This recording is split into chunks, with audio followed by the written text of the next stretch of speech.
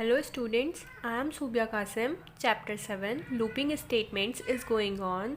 In our last class, we completed fill-ups of this chapter.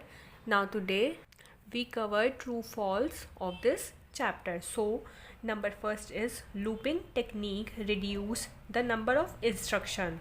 जो आपकी looping की technique होती है वो नंबर ऑफ इंस्ट्रक्शंस को रिड्यूस करती है, कम करती है. So this is true. Looping technique आपकी नंबर ऑफ इंस्ट्रक्शंस को रिड्यूस करती है. Second, for statement increment the value of control variable by 1. For statement को यूज़ करने से कंट्रोल वेरिएबल की वैल्यू बाय 1 इंक्रीज़ हो जाती है, एक नंबर इंक्रीज़ हो जाती है. No, this is false. ऐसा तो नहीं होता है कि फॉर स्टेटमेंट आप यूज़ करेंगे तो आपके कंट्रोल वेरिएबल की वैल्यू 1 नंबर बढ़ जाएगी. So this is false.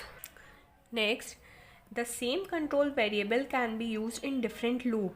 Same control variable जो होता है वो आप डिफरेंट लूप्स में यूज़ कर सकते हैं. No, that is false. Fourth, in nested loop, the innermost loop will be executed first before the outer loop. Nested loop में जो आपका इनरमोस्ट लूप होता है वो पहले एग्जीक्यूट होता है before the outer loop. Outer loop से पहले इनरमोस्ट लूप एग्जीक्यूट होता है एंड उसके बाद आपका आउटर लूप एग्जीक्यूट होता है. So this is true. Fifth, there can be maximum of 9 loops within a loop. आपके जो है मैक्सिमम 9 लूप्स हो सकते हैं विद इन अ लूप्स के अंदर. सो दिस इज़ ट्रू. आपके 9 लूप्स हो सकते हैं मैक्सिमम एक लूप के अंदर. This statement is true. When clause is used with for statement. जो आपका वेंड क्लॉज है वो आपका फॉर स्टेटमेंट के साथ यूज़ होता है. No, that is false. Wend clause आपका फॉर स्टेटमेंट के साथ यूज़ नहीं होता. Next, step value can never be negative. Step की जो वैल्यू है वो आपकी कभी नेगेटिव नहीं हो सकती. नो, ये भी फॉल्स है. स्टेप की वैल्यू आपकी नेगेटिव हो सकती है. So this is false.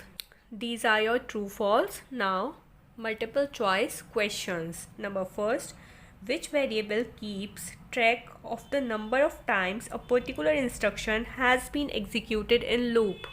कौन सा वेरिएबल आपका ट्रैक करता है कि नंबर ऑफ टाइम्स आपका particular instruction of loop execute होगा. That is control. नेक्स्ट, और for, that is control.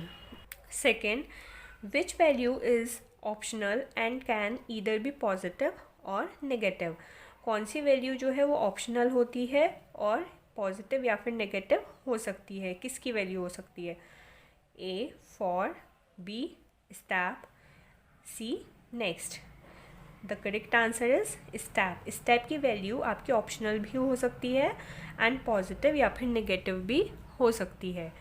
Third, which statement combines the initialization and checking steps of counters in a single statement. कौन सा statement combine करता है आपका initialisation and check करता है steps of counters in a single statement.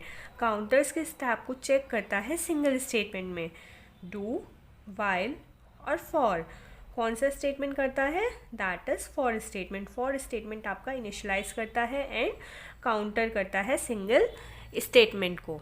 Now fourth one is which statement gives the increment to control variable. कौन सा statement जो है वो इंक्रीमेंट करता है कंट्रोल वेरिएबल को and direct the program control back to for statement. और direct करता है प्रोग्राम का कंट्रोल फॉर स्टेटमेंट को. वो कौन सा स्टेटमेंट आपका. नेक्स्ट, फॉर और step. That is next statement. Next, which statement shifts the control back in the while statement. कौन सा स्टेटमेंट अपना कंट्रोल शिफ्ट बैक कर देता है वाइल स्टेटमेंट को. वाइल, वेंड और do while.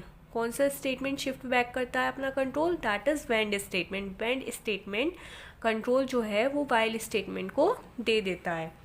And the last one is which command plays the music in the background in QBasic. कौन सी कमांड म्यूज़िक प्ले करती है QB64 में बैकग्राउंड में. QB64 के बैकग्राउंड में कौन सी कमांड आपका म्यूज़िक प्ले करती है.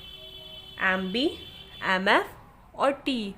That is MB command. MB command plays the music in the background in QB64. So these are your multiple choice questions. Now in our next class we cover answer the following questions. Thank you.